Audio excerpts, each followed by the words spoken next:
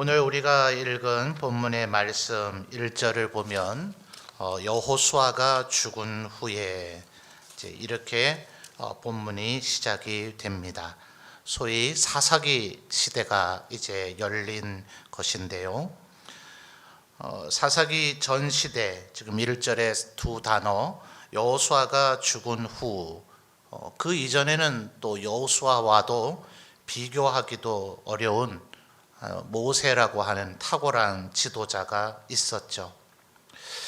그래서 우리는 성경에서는 이런 대표적인 아주 위대한 혹은 영웅과 같은 그런 이들이 소개가 되어지고 묘사가 되어지기 때문에 흔히 우리 기독교 신앙에서만 그런 것 아니라 일반 사회 그 어느 나라 어느 조직체에서든지 이와 같은 영웅을 많이 기다리는 혹은 영웅을 찾는 그런 경향을 많이 보죠.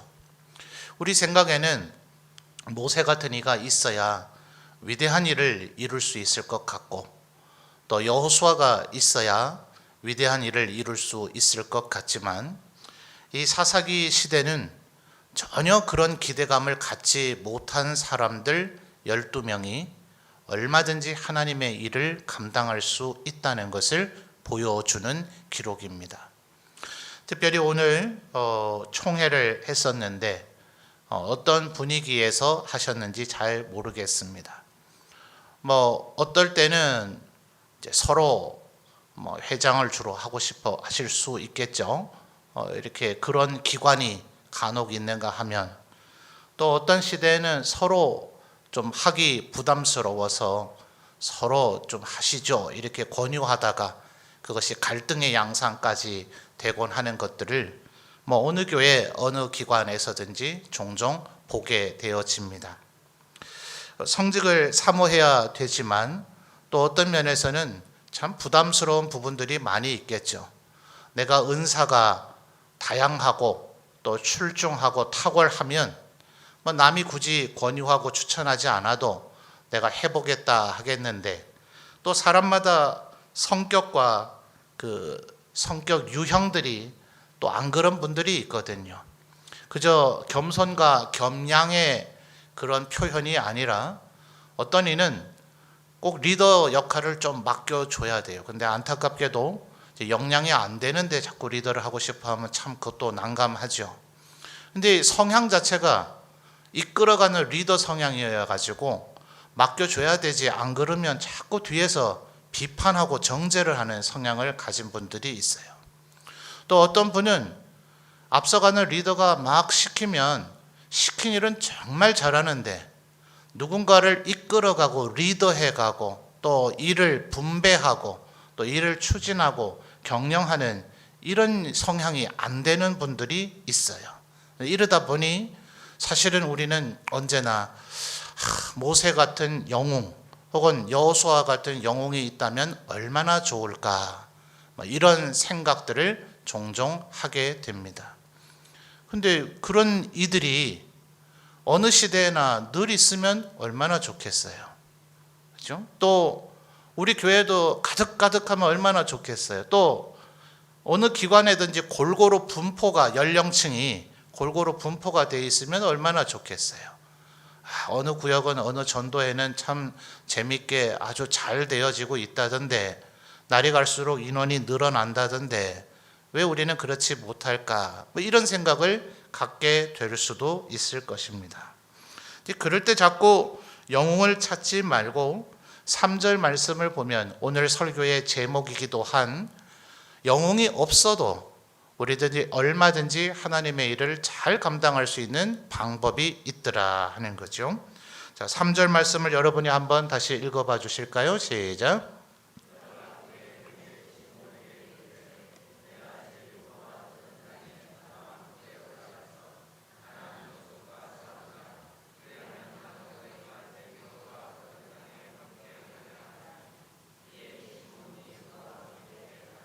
아멘. 오늘 설교의 제목이기도 합니다만 3절 안에 함께라고 하는 단어가 몇 번이나 나오나요? 한번 찾아보실까요? 몇 번 나옵니까? 제 성경책엔 3번 나오는 것 같은데요. 여러분 성경책과 혹시 다르게 돼 있지는 않죠? 자, 같이 한번 다시 확인하면서 읽어볼까요? 유다가 그의 형제 시므온에게 이르되 내가 제비 뽑아 얻은 땅에 그다음 뭐라 하죠? 나와 함께 올라가서 가나안 족속과 싸우자. 그리하면 나도 내가 제비 뽑아 얻은 땅에 어떻게 해요? 함께 가리라 하니 이에 시므온이 그와 어떻게 했습니까? 함께 가니라 하는 거예요. 자, 여기에 유다 지파나 혹은 시므온 지파에 어떤 탁월한 영웅이 있었는가? 뭐 전혀 없었던 건 아니죠. 왜냐하니 11절부터를 보니까 갈렙이라고 하는 우리가 너무나 익숙하게 잘 알고 있는 여호수아와 쌍벽을 이루었던 신앙의 영웅이 계셨네요.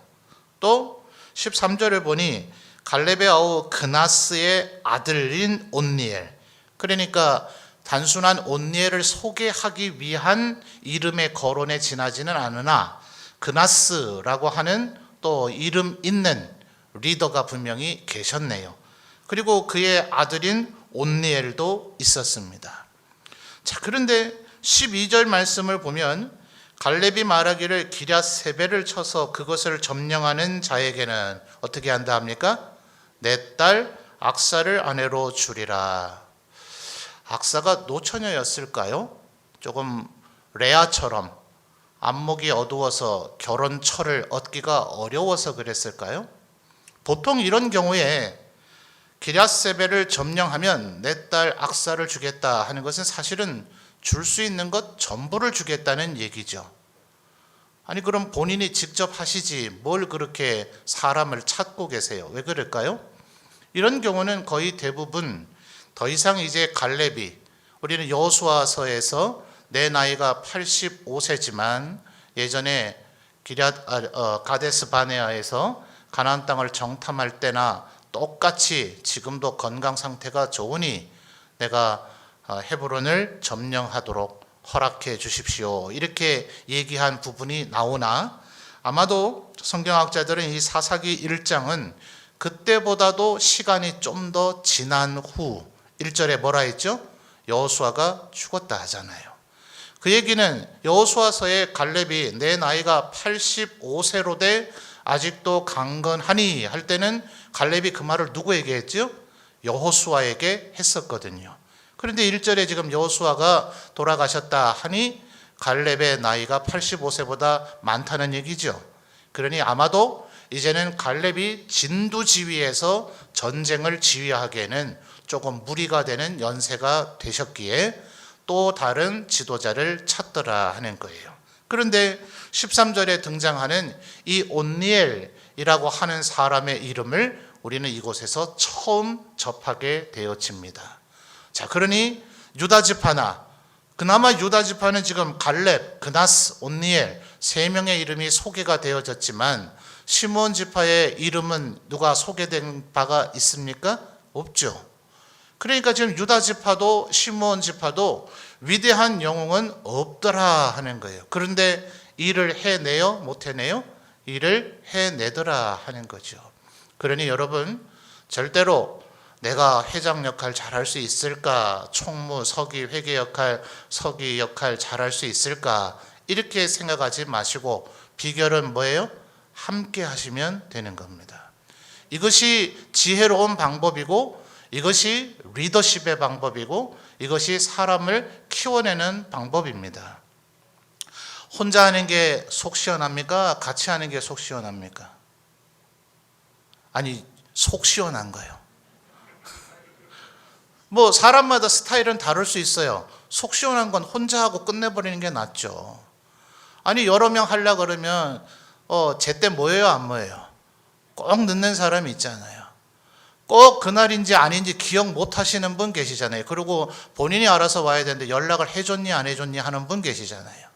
와서 일을 해야 되는데 어떤 분은 오면 일단 수다를 좀 떨고 워밍업을 하고 기분이 지금 일할 마음이 되도록 시간이 좀 돼야 일을 시작할 맛이 나는 분이 계시고, 어떤 분은 빨리 끝내고 지금 다른 일을 하러 가야 되는 분도 계시고, 이러기 때문에 여러 명이 모여서 하는 것보다는 혼자 하는 게 속 시원하죠.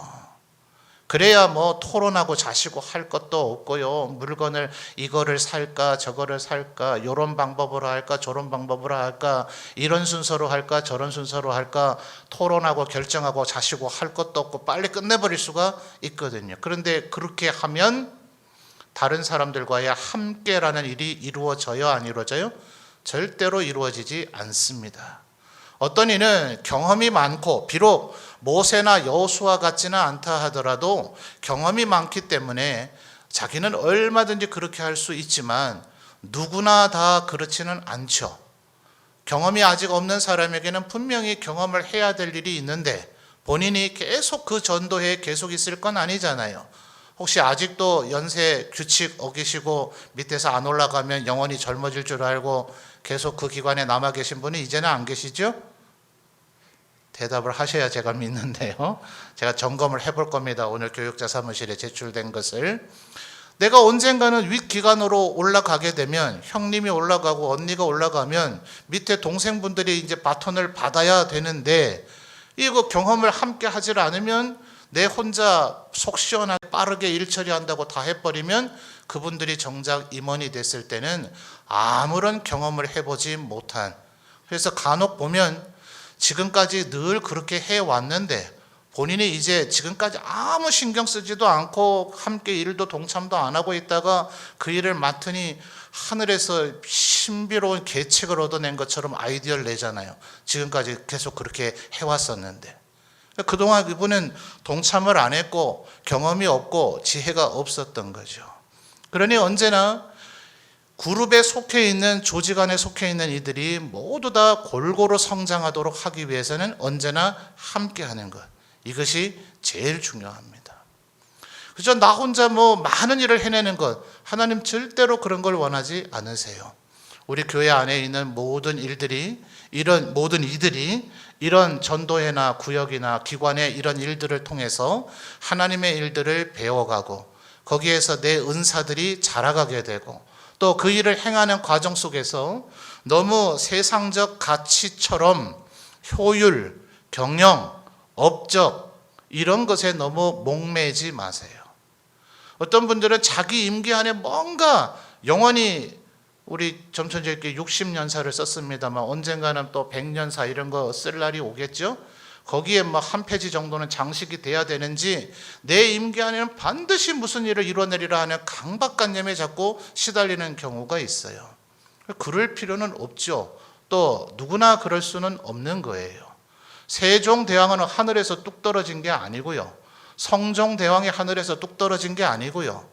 정조대왕이 하늘에서 뚝 떨어진 게 아니라 그 전 세대 왕들이 그 다음 왕 때에서 위대한 업적이 일어나도록 밭을 갈아엎고 거름을 주는 토양 작업을 했기 때문에 그때의 왕성한 융성기가 다가오게 되는 거예요. 그러니 성경에도 나오잖아요. 왜 자꾸 모두 다 추수만 하려고 그래? 그러면 땅은 다 걷어들이고 아무것도 안 남아 있는 걸요? 누군가는 뭐 해야 됩니까? 울며 씨를 뿌리는 이도 있어야 되고, 또 누구는 그저 끊임없이 물만 주는 이도 있어야 되고, 누구는 거름을 주는 이가 있어야 거두는 날도 오게 된다 하는 겁니다. 아마도 뭐 시기를 잘 살필 줄 알아야 되겠죠. 그래서 리더들을 흔히 지도자라고 얘기를 하죠. 지도자라는 말의 한자적 의미는 나아가야 될 방향을 찾아내는 자라는 의미예요. 이 리더의 지도자가, 최종 지도자가, 특별히 각 그룹의 탑 리더가 자꾸 일하는 실무형 리더면 모두가 피곤합니다. 당장의 효율은 날는지 모르지만 그 기관은 어디로 가는지 방향성을 잃어버릴 가능성이 굉장히 많습니다. 최종 리더는 일단 다른 임원 혹은 다른 회원들에게 역할을 최대한 맡겨주고, 또 우리는 간혹 이런 의식이 있어요. 한번 나에게 맡겨주면 죽어도 내가 내 뜻대로 내 방식대로 해야 된다는, 아니요. 우리들 모두 가운데 당신에게 조금 더 비중을 주겠다는 거지, 그 일은 마치 뭐 전혀 우리와 상관이 없는 것처럼 당신 혼자의 뜻대로 마음대로 하라는 얘기가 아니에요. 그러니 언제나 조직 안에는 뭐 여러 직책의 임원들도 있고, 또 이 기관만 있는 게 아니죠. 이 기관은 우리 교회 전체 안에 부속되어져 있는, 속해 있는 기관이라서 교육부서와 전도세 모두를 속회라고 얘기를 합니다. 교회 일부에 지나지 않는 것이지 여러분이 교회와 분리된 독립된 기관체가 아니에요. 그러니 여러분이 계획하고 실행하는 모든 일들은 당회에 보고를 하고 허락을 받고 그렇게 일을 해야 되는 것이지, 우리가 결정하고 결의하면 그것이 최종적 권위를 갖는다는 생각을 버리셔야 돼요. 그거 아닙니다. 여러분이 하는 모든 일들은 당회라고 하는 치리회를 통해서 지도를 받아야 되고 끊임없이 감독을 받아야 돼요. 그러면 저랑 장로님들이 모든 기관을 어떻게 다 일일이 돌아봐요. 그렇기 때문에 장로님들을 각 기관에 고문으로 세워놓으신 거예요. 그러니 임원들과는 별도로 여러분 기관에 있는 고문 장로님에게 끊임없이 여러분이 지금 어떤 일을 계획하는지, 또 어떤 일을 시도하고자 하는지, 또 어떤 일을 지금 결정하려고 하는지, 이것이 교회 전체 흐름과 맞는지, 그것에 대한 피드백을 끊임없이 받아가는 일종의 기관과 교회 전체를 향한 가교적인 역할, 일종의 외교관적인 역할이 회장님의 역할이다 하는 거예요. 최종 결정자가 아닙니다. 중간에 있어서의 연결고리의 역할을 잘 하는 것이 필요하다 하는 거죠. 결국 여러분 전도회 내부에서도 그렇고 교육기관 내부에서도 그렇고 교회 전체로 볼 때도 그렇고 우리가 가장 상위에 둬야 될 가치는 뭡니까? 함께예요. 함께. 그래서 목사도 장로님들과 어떻게 합니까? 헌법의 규정을 보니 목사는 장로님들과 합력해라. 장로님들은 목사가 하고자 하는 일에 협력하시라. 이렇게 규정이 되어져 있어요. 어떤 이들은 어디서 좀 이상한 목사님을 보고 경험한 경험이 있는지, 목사님이 결심하시면 되잖아요. 목사님이 결정하시면 되잖아요. 정말 그래도 됩니까? 우리 성도들 모두의 뜻입니까? 그러면 내일부터 그렇게 하고요. 그러면 그 교회는 더 이상 장로교회도 아닐 뿐만 아니라 하나님의 교회가 아닙니다. 아무래도 장로님들이 저를 존중해 주시니 제게 좀 설득되어 지시죠. 어지간하면 제가 하자는 대로 해 주시죠. 목사이기 때문에, 노회에서 파송해서 보낸 위임된 목사인지라 저를 신뢰하기 때문에 그렇게 합니다. 그러나 그럴지라도 제가 독단적으로 하면 안 되죠. 문제가 생길 뿐더러 그렇게 해서는 하나님의 뜻도 아니고 원리도 아니다 하는 거예요. 제가 지금 설명드리고자 하는 것은 저도 제 마음대로 하지는 않는다. 뭐를 원칙을 중시한다는 거예요? 따라합시다. 함께. 그러니 제가 그러니 누구라도 그러셔야 되죠? 근데 간혹 보니까 담임 목사는 함께 하려고 하는데 어떤 분은 내 마음대로 이러려고 하는 분들이 간혹 보여서 이러시면 안 되는데, 그러면 그분이 제 마음대로 하기 전에 제가 제 마음대로 할 권한은 교단과 노회로부터 제가 훨씬 많이 부여받아 있습니다. 제가 권한을 사용하지 않고 그것을 유보하고 보다 성경적 가치를 위해서 언제나 함께 하려고 하는 것뿐이지, 만약 제가 부여된 권한을 제가 다 행사한다면 어지간한 것은 제 마음대로 할 수도 있습니다. 근데 그것은 하나님의 뜻이 아니다 하는 거예요. 만약 만에 하나 천에 하나 제가 모세와 여호수아를 조금 닮은 영웅이라면 그것은 더 효율적일 수 있어요. 그런데 언제나 모세와 여호수아 같은 영웅이 우리에게 있는 것은 아니며, 제 스스로가 저를 냉정하게 평가해 볼 때 저는 더더욱 아니다. 그러니 우리는 그러므로 어떻게 해야 됩니까? 언제나 함께 해야 된다. 그래서 무슨 일이든 가능한 의논하십시오. 임원들과 폭넓게 여러 시간을 가지고 의논하시고, 이제는 뭐 어지간한 분들 단톡 창쯤은 다 쓰실 줄 알잖아요. 이제는 시 공간을 뛰어넘어서 코로나 상황이 오히려 우리를 이것을 더 가속화시켰죠. 그 이전에는 내가 뭐 그런 걸 뭐하러 해 이러던 분들도 이제는 그것의 효용성이 얼마나 좋은지를 이제는 정확하게 다 알게 되셨죠. 시 공간을 초월해서 우리는 얼마든지 의견 수렴과 의견 교환을 할 수가 있습니다. 모쪼록 내년에 우리 앞에 여전히 힘듦과 어려움이 있지만 함께함으로 이 어려움도 이겨나가고 함께함으로 여러분의 기관에 많은 부흥과 열매가 있으시기를 주님의 이름으로 축원합니다. 여러분 5절부터 7절까지의 말씀을 보니 그러니 보세요.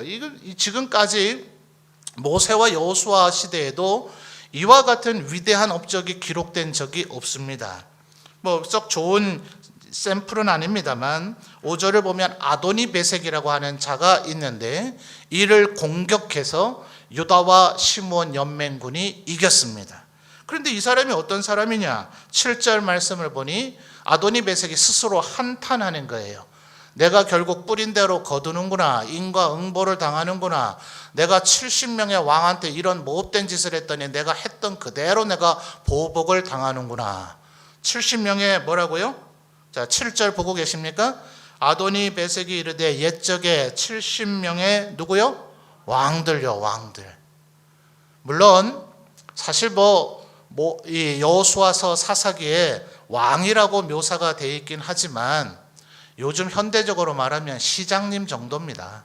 고대에는 이때는 아직 도시국가 정도이기 때문에 문경국, 상주국, 안동국 이런 나라들을 점령했다 이 말인 거예요.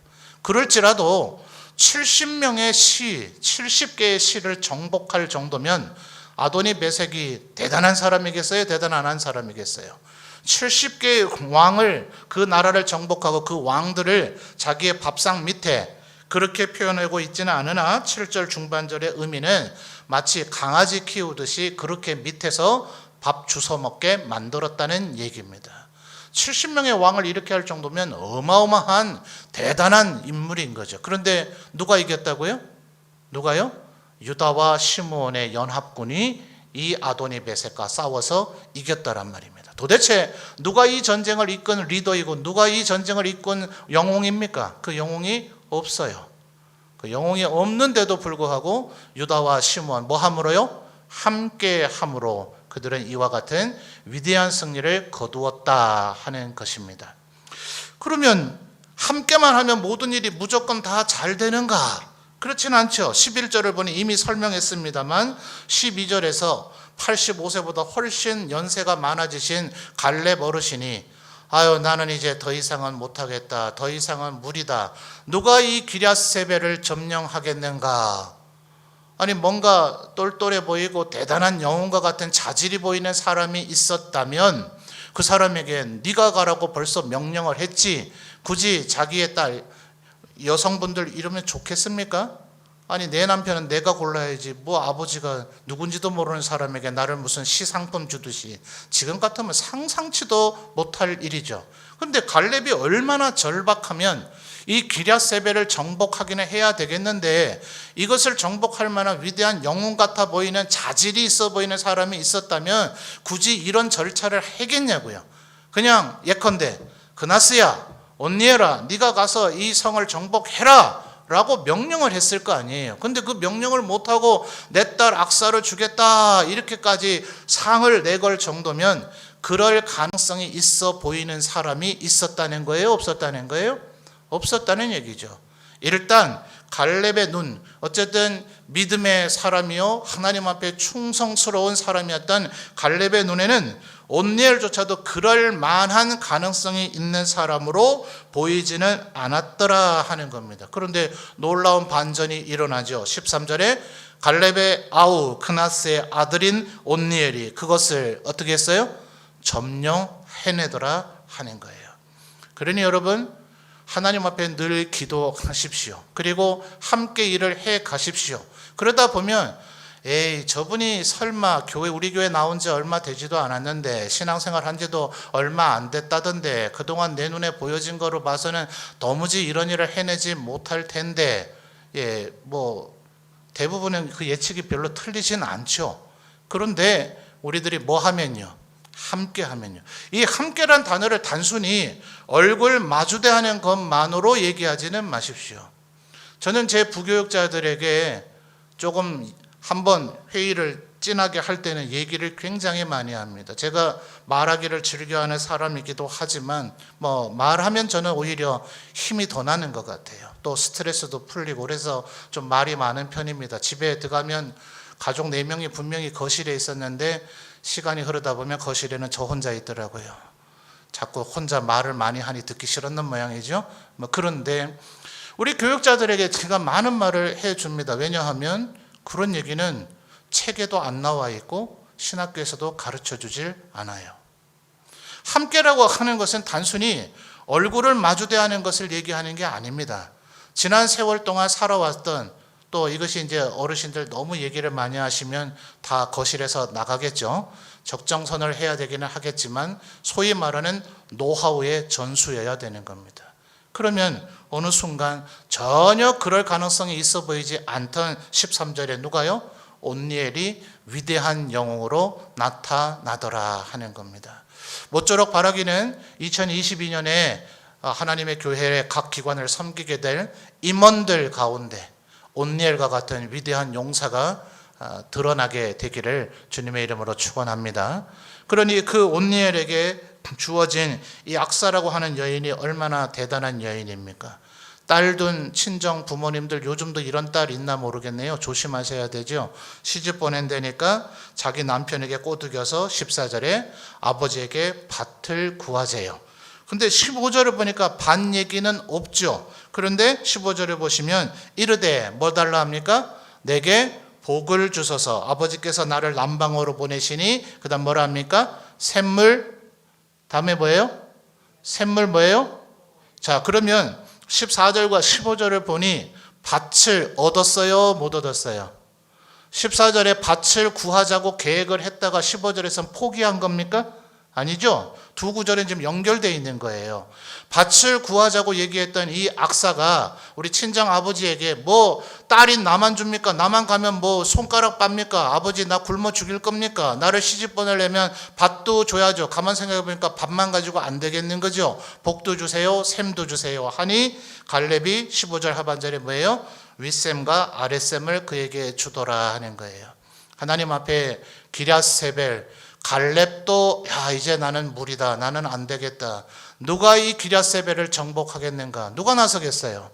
갈렙도 주저하는 그 일을 누가 나서겠어요? 그런데 온니엘이 나섰더니 하나님께서 악사를 통해서 밭도 복도 샘도 그것도 윗샘과 아랫샘을 주시는 놀라운 축복을 주시더라 하는 겁니다.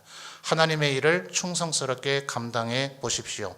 비록 2022년 중에는 혹시 아닐지는 모를지라도 하나님을 경외하는 자를 하나님께서 절대로 그냥 두지 않으실 것입니다. 함께 일하시고 충성하십시오. 하나님께서 반드시 우리 성도들의 충성과 헌신에 은혜와 축복으로 보상해 주실 줄 믿습니다.